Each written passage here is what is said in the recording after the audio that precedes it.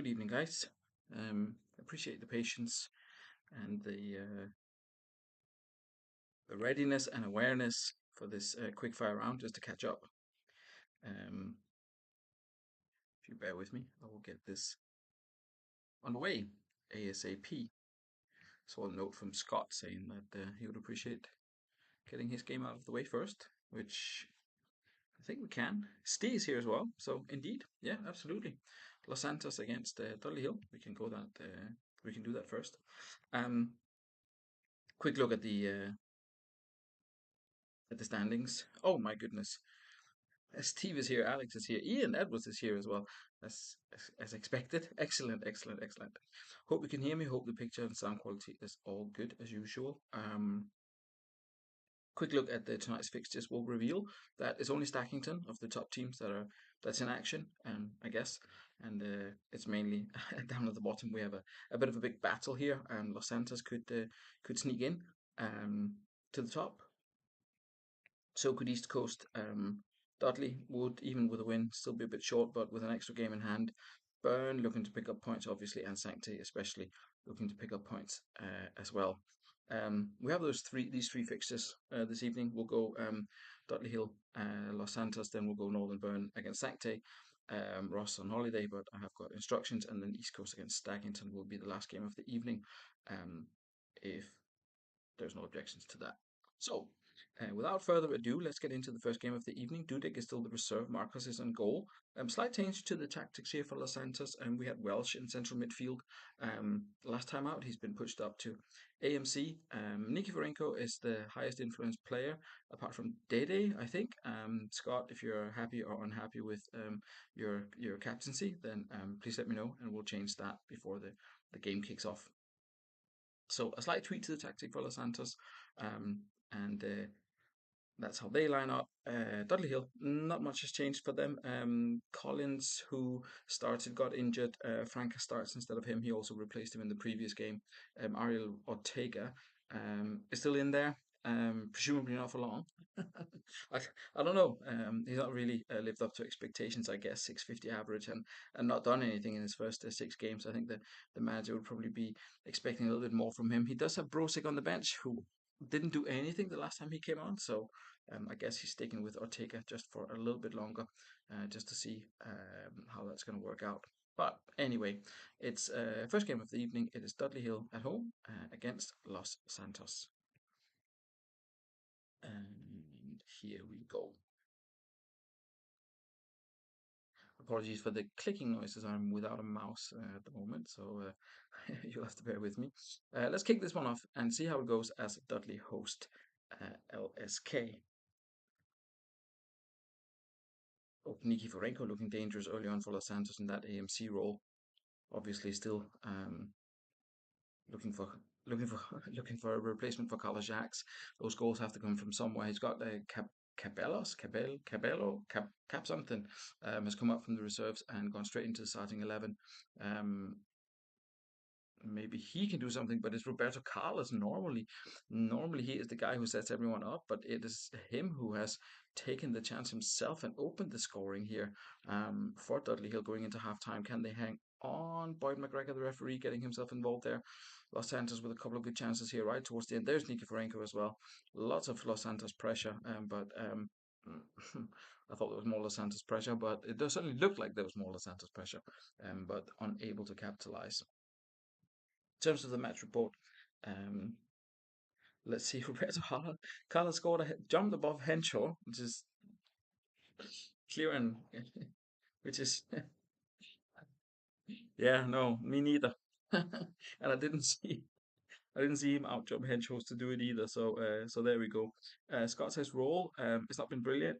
Of course, new boys just kind of trying to find themselves. A bit of a tricky encounter. This one away to Dudley Hill, who, as mentioned, haven't had the best start to the season, but they are still there or thereabouts. With this one, they will be a level or just a point above Los Santos in there anyway. Roberto Carlos, unsurprisingly, he's on a 9. He's done exceptionally well in the first half. There's Cafu, he got the assist. No fitness concerns. Cafu down to 83 though.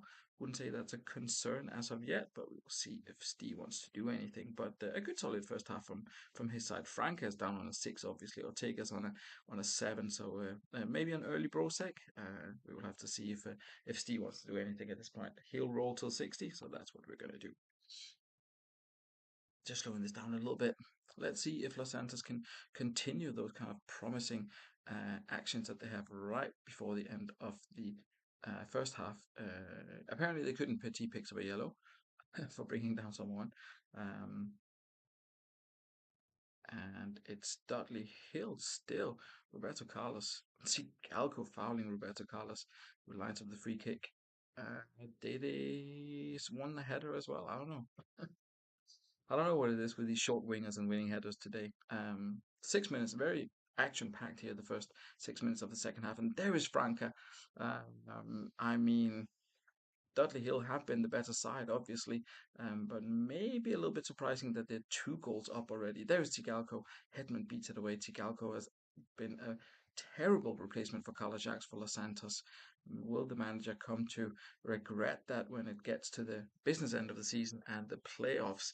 It's very possible. It's been Dudley, been the better side. Scott says roll again, so we shall do that.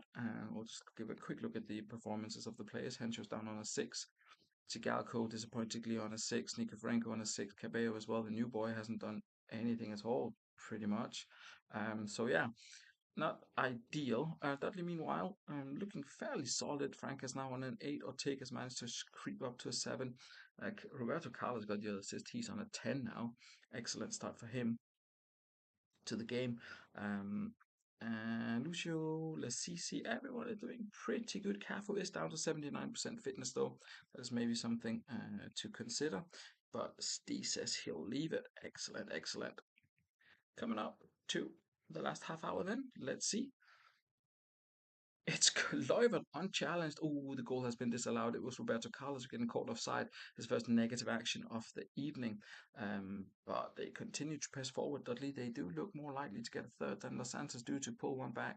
Just 10 minutes to play now. Dudley Hill wants a penalty. They're not going to get it. Pamukar comes forward. Los Santos Nikoforenko with a crashing drive. Aka Howard tries his best. Hedman with another good save. And that is how it finishes. 5 shots on target, or 5 shots each, 5 on target for Dudley, only 2 for Los Santos, proving to be the main difference. Tigalco, again, a disappointing performance from him. It's not been what Scott was hoping for when he brought him in, for sure. And Hencho, unfortunately for him, only getting a 6. Um, Roberto Carlos, unsurprisingly, man of the match, despite being offside for that Kluivert goal that was ruled out for offside. Maxim is still available. Steve Campbell want to swap back for Carlos Jacques. Maybe he fancies him. Hack is struggling a little bit as well. So overall, brilliant performance from Dudley Hill, closing the gap on the top 6 and still with the game in hand, as I recall. Next up, we're going to go with Northern Burn against Sancte, and Northern Burn go unchanged, I believe. Yeah, down in 12th place. They had a 1-1 draw with Haggis last time out. Been a difficult start to the season for Northern Burn, reigning champions, of course. Yeah, well, we'll see what they can do. Mpenza does have a shooting boots on, 4 goals and 5, although his average rating is not what it was last season. Hopefully for him and for Northern Burn, he can step it up a little bit. Sancte, decent result for them last time out, beating Fulchester 1-0. Only one change for them. It's Deisler who comes in for Ricken, I believe it was, indeed. And apart from that, they stay the same. I do have instructions from Ross for later on in the game, so let's kick this one off and see how it goes as Northern Burn hosts Sancte.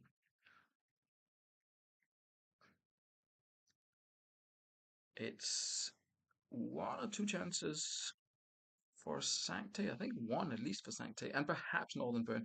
Mpensa looking to replicate the form from last season. He opens the scoring on 17 minutes. Can Northern Burn hold on, though? They also took the lead against Haggis, as I recall, through an Mpensa goal, but they weren't able to secure all 3 points. It has been fairly even, I would say, based on the text that we've seen so far. Indeed, it has 4-1 for Northern Burn, 2-2 for the visitors. No instructions for halftime. As for Sancte Juan is down on a 5. Not ideal for him, but fitness-wise, they're looking great. Chances of falling to the right guy, though, it's Crespo. Just unfortunate for him that he hasn't been able to capitalize on this. Meanwhile, down at Northern Burns End is NDI is on a 6. Unsurprisingly, as is. Candela with the assist. He has had a brilliant start to the season as well. Good average rating. Another, sort of excellently performing left back with now that's his second assist in 7, but mainly, of course, his average rating. Not quite in the league of Arca so far, but a good start to the season for Candela. Ian says that he will go as is, so that is what is going to happen. As mentioned, we have got instructions for Sanctity for 60 minutes, and we will see if anything changes before that. Good start to Burn for the second half here. A couple of chances for them. A couple of positive attacking actions. There's Impensa again, turns away from Tudor and strikes with Fury, unable to find the back of the net though. Tudor, who had a brilliant game last time out, as I recall, man of the match. Buffon with a good double save there, pushes it away in both occasions. And NDI, who hasn't had the best games. Ooh, and a retaken free kick. It's Riquelme in off the post from 20 yards. Buffon had a couple of double, triple saves here, even um, only able to push the ball away though, and they were immediately punished as Riquelme took the free kick, but it's quick down the other end, and it's Rui Costa who has brought Northern Burn back in front on 57 minutes. Lots of action in this second half. Khan pushes it away. Both keepers completely. It is the wet conditions, of course. I was going to say both keepers completely unable to hold on to the ball. Northern Burnham has 11 and 7, Sancte 5 and 5. Plenty of chances for both sides. Wellens is on a 5, Juan's on a 5. I'll let Ian, I'll let you have a look. You've still got NGI on a 6. Everyone else is doing pretty okay. Question is if we'll see Neil Scally in action. While you ponder that, I'll remind myself of the changes requested for swap Santa Cruz for Riquelme. Oh my goodness. Riquelme has to go off. Poor swap Santa Cruz for Riquelme. Where's Santa Cruz? There. And 2 up top. Well, I guess that makes sense.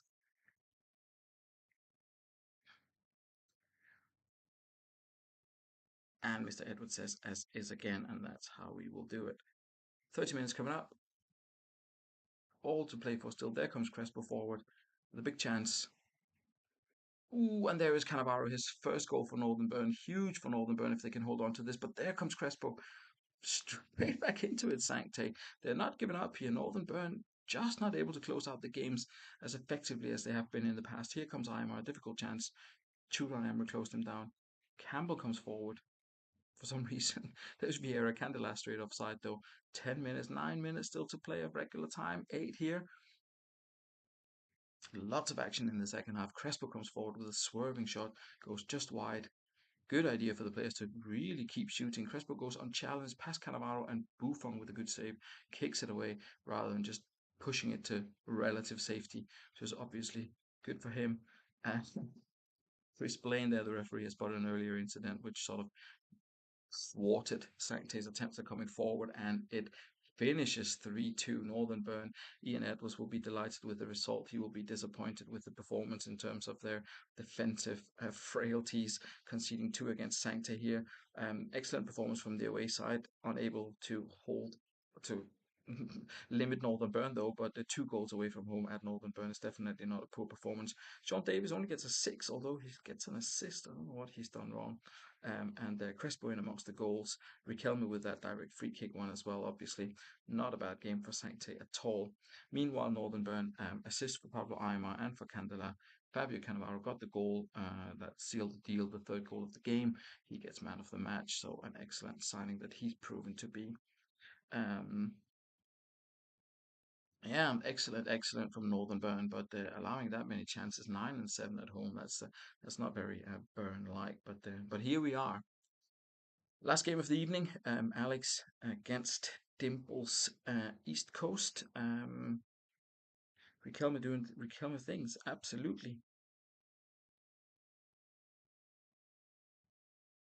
absolutely, David. I'll let I'll not attempt to butcher Chwasta is my guess. With my limited Polish knowledge. Either way, Stackington, just the one change for them. It's Balde who comes in for Viali, who is injured. Unlucky for them. I think he scored last time out, had 2 assists as well. Decent start to the season for him. Yakubu's still out injured, but Voigt has done decent enough in his absence. So that is how Stackington line up. They are, of course, already in the top six. East Coast not so. They are in eighth, and they could, of course, make their way into that. They start with Amoruso up front, replacing um, Romeo, Constantino, whoever played for them last time out, and Fernando Torres takes his place on the bench. East Coast, it's uh, it's up and down. They had a 3-0 defeat at Vikings. Hopefully for them, they can turn that around and pick up 3 points here against Stackington at home as they try to get back into the top six. So let's kick this one off. It's East Coast hosting Stackington. And it is all East Coast the first 15 minutes. Alex says he's terrible away from home. I'm not going to argue because I can't remember. But there is the legend, the legend Bobo Balde with the opener for Stackington, unbeatable in the air. Did he not score like 2 headers from Galca corners in last season? I think he did. I think it was Bobo Balde who had such. Oh, it's time for Franny Jeffers. It's gotta be with the full out. It's gotta be Franny Jeffers taking his spot. Oh, that was Marvin Andrews. You're right, actually. Oh, that was Marvin Andrews. Another beast. Another beast plying his trade north of the border. Although for the other side of the city, I believe it was. Um, it's got to be Franny Jeffers, hasn't it? Just a couple of minutes to go for half time here, and are we still we're still in the first half? Yes, we are. 3 minutes added on in the first half, a bit more than usual. Speed is already down to fast. That's what tricked me there. East Coast have been dominating pretty much everything apart from the score line. 7-5, Stackington 2-1. As usual, Shea Given doing his best to annoy everyone else. The assist was from Rivaldo, and Alex says roll. Excellent performance from the Stackington side in terms of getting the result. We'll see if they can withstand the pressure in the second half. Roque Costa with 3 key tackles there. East Coast, meanwhile, Iron Robin's already done decently enough. He's on an 8. Saliers is on an 8. Um, yeah, it's not been brilliant. It's not been vintage East Coast, obviously, but we will see. They're desperately missing Constantino. I think Amoroso came in tonight, hasn't proven to be the solution, and Sergei Kovalchuk is the guy who has all the attempts on goal, which is also not the solution at all. Anyway, second half coming up, East Coast here, um, trying to do something in terms of converting. There's Kovalchuk. He'll kick himself for missing that. He'll kick himself for missing the first 4 chances he had as well. So terrible news for East Coast that he's the one who gets to have all the attempts. Bartes with a decent save from Rivaldo there. 6 minutes into the second half. Rivaldo out jumps. Oliveira out jumps the keeper, I believe. Another Rivaldo cross potentially. Stackington 2-0 lead away to East Coast. Bartes is down on a 5. Terrible performance from him. And indeed, it was Rivaldo with the second assist, and it was Andres Oliveira beating the keeper in the air, I think. Bartes not the tallest of keepers, but still. That's sort of akin to the header we had from from Roberto Carlos earlier this evening. Yeah, good performance from Stackington. Can't really fault them, can you? Not sure why the central defenders aren't sixes, considering very high passing success rate. I mean, I guess Balde has not done brilliantly, but he has scored, so that should count for something. Francis Jeffers, not really seen a whole lot of the ball yet. Meanwhile, East Coast, yeah, the less said about that, the better, perhaps. They're just not able to dominate the games as they were last season. And I guess that's what finds them down in eighth place, and it looks like they're staying or even dropping. Um, Last 27 minutes coming up. Can Stackington hold on? And Kovalchuk finally, from one of his many attempts on goal, managed to actually get one in the back of the net. We'll slow this one down a little bit. Just as it's going to get exciting here, Kuhl comes forward. Kuhl again, shot deflects off Oliveira. Good chance. And there comes Kovalchuk again. Another unlikely scorer, and it's Kuhl with the equaliser. Stackington just cannot withstand pressure anymore. Both central defenders were on a six. Manager gambling on keeping them on. I'm not sure what the options were at the bench. Obviously, Viali's out injured. There's 4 minutes to be added on. East Coast could still find the winner here. Alex did say he was bad away from home. It's Kovalchuk given with a great save, though. Robin lifts it in. Stackington comes forward, but nothing seems to be happening. There's a throw in. Zanetti, that's Turam to Zanetti again into Sambrota and Emerson. Jeffers with a good defensive action there, making sure that the ball is headed away. And is that it? There's Zanetti coming forward to Emerson. Last chance of the game. Amoruso, Robin unchallenged. Oh, but Given picks it up and it's down the other end. I thought that was the last action of the game. Staggington tried but couldn't. 2 goals conceded there. I think on the probably it's a shame to lose a 2 goal lead, but but in hindsight, point a point is probably not bad under these circumstances. 14 shots, 12 on target. Rivaldo doesn't get man of the match despite his 2 assists. That goes to someone from East Coast apparently, and it's Harry Kuehl got the equaliser there. Kovalchuk with 6 shots on goal, 5 on target, one scored and 1 assist, only gets an 8. And Harry Kuehl meanwhile picks up a 9. So yeah, solid. Solid performance from Kovalchuk. Unfortunately, getting punished for his missed efforts there. So, but yeah, brilliant entertainment and a good 2-2 result there. Another massive second half. Yeah, needed a better central defender. I mean, what happened to Big Marvin? Is he not about anymore? Anyway, 2-2 East Coast and Staggington. East Coast stay below the line. Staggington stay above it. Dudley with a 2-0 win over Los Santos leapfrogs them. They're just behind the line now. Northern Burn up to 11th with that win against Sancte, who are kind of rooted at the bottom of the table. I say that they're only a point behind Haggis. Is not the end of the world, and 2 behind Sloths, and even with the game on hand on them. So it's not absolutely not the end of the world, and only 7 games in. Yeah, Exiles stay top because nothing else happens. Happy that I was able to squeeze this one in. I'll close it there. Pax will be out. See you Thursday. Good night.